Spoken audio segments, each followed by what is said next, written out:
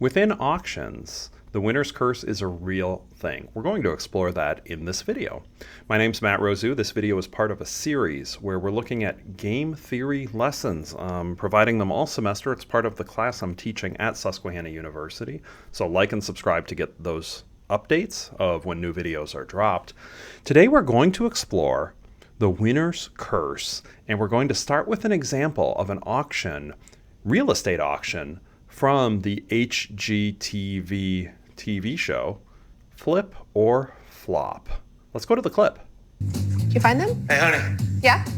You know that property in Garden Grove we were tracking that was going to auction and kept getting postponed? Right. It's going to auction again today. The opening bid is $320. It shows about 1,300 square foot, 7,800 square foot lot. Ran the comps. Turnkey, completely remodeled homes are selling at $450. So going into this, we have to at least assume we can get $450 out of it. Oh, God, is that the one right there with the ugly brick on the outside? Oh, God. So ugly. That's it? That's it. A zero curb appeal. That's a one ugly house. Looking through the window. It doesn't look upgraded. Yeah, it does. I mean, the tile's great. Look at this. This is almost like the tile that we put into our flips. We could probably save it. So dirty. This place looks like it's been vacant for a long time. Looks like the people just bounced, but they left it a dirty mess. How's it look? The kitchen has to go. Kitchen? For 1,300 square foot, the front door's there. You walk in, you have an open floor plan, nice tile floors. I mean, we can make this place beautiful. The opening bid on this property is $320,000. From the way the house looks, the rehab should be about 30 grand. With comps in the area for upgraded homes around 450,000, this seems like a good buy. I think we should go for it. Yeah, definitely. Okay. I would say we can go 350 tops. Auction is literally starting in All right, a few let's go. minutes. You ready? Yes. So 100% 350? we're doing it. 350 max. All right.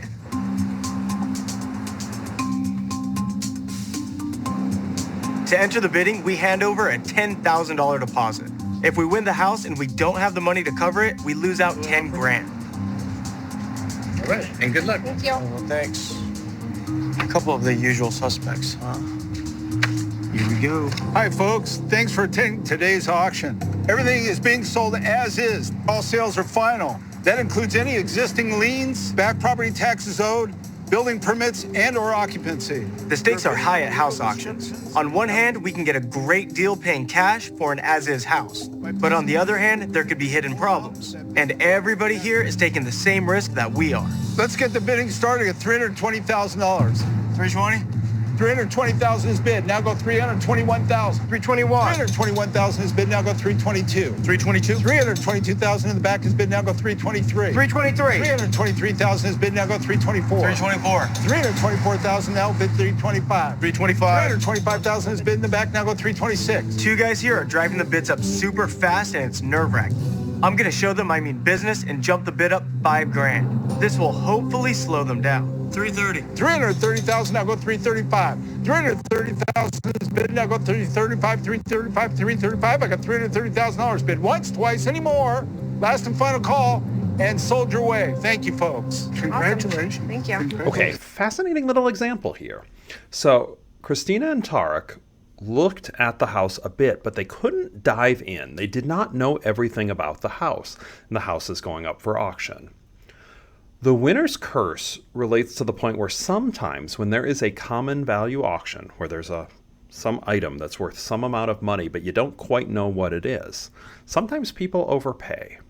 That's the idea behind the winner's curse. But let's explore a more specific situation. So Tariq and Christina showed up and they inspected the house, and we see what they said. They said, let's bid up to $350,000 for this. We think by doing that, we will be able to make a profit. And we see that there were, it was either 3 or 4 other bidders that were there. So they had this number in mind. We'll go up to a maximum of $350,000. Now suppose Christina and Tariq, they know you're studying game theory, and they show up and it's a different scenario. There are 7 or 8 other bidders, not 3. They come to you and they ask, well, should we change our maximum bid because there are more bidders? What do you tell them?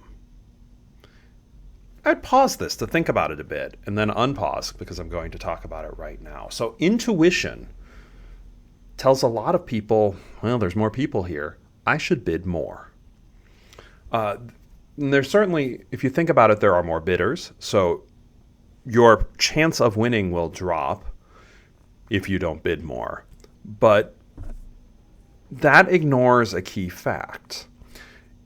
There are a number of people all bidding on a property that is what we would call a common value property. There's some value to this, but people don't really know. So there will be a lot of different individuals estimating how much this is really worth. And it is likely, or at least it's very possible, that the person who wins the auction is the person who had the highest estimate of the value, and that could actually be an overestimate of value. So the person who wins could be overestimating how much this really was worth. By overestimating, somebody could actually pay more than the property was worth itself. Now, everybody involved who's trying to flip a property to make a little bit of money is trying to bid way under in order to account for the fact that there are renovations that need to be done. They need to be paid for their time. But the person who bids the most might be the person who thought, oh yeah, this doesn't need too much, and they were the one who was most wrong. With more bidders, it is more likely that the winner overestimated how much the property was worth. I mean, think about this. Let's say that only one other person showed up. If you won, okay, somebody else, one other person, had some estimate for how much the property was worth. But you ended up bidding more and winning the auction. Should seem fair enough. How concerned would you be? Well, there was only one other person. Let's go on the flip side. Let's say 1,000 people showed up and you happened to have the winning bid. What would that tell you, right? I mean, your estimate for what you were willing to pay was more than all the others, 999 other people. It could be that they're just all wrong. Or it could be that you were wrong.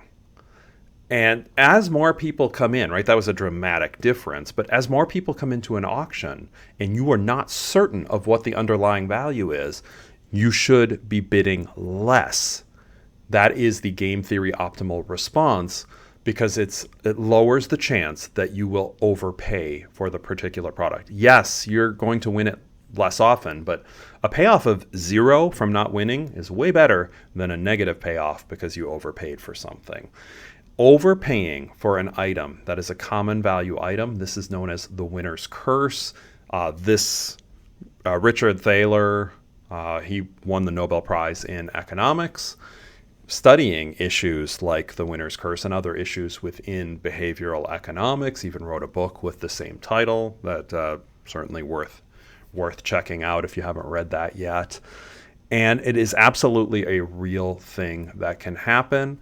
And this example, right, if you go through the flip or flop examples, there's several auctions. When there are more bidders, it would behoove everybody involved to actually bid a little bit less when throwing in their bids for the real estate in these auctions, because they don't exactly know what all is going on with the house. It's worth emphasizing here that the winner's curse is specifically for common value auctions. It is for an auction when the item has a set value.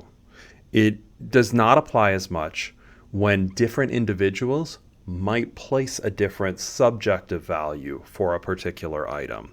So on a property that people are going to renovate to sell, the winner's curse applies quite a bit.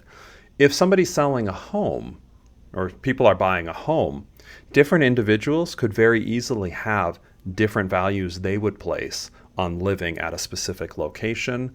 The winner's curse still can apply. People still could overpay, but it's not really thought of in the same way. The winner's curse is more often thought when there's some item, it would have value, but people don't know what the value is. Therefore, the winner could literally overpay for the particular item. Hope you enjoyed this first lesson on auctions that I'm covering in this game theory course. There is another one coming up, so once again, please like and subscribe, be on the lookout for the next video, and I'll see you in the next one.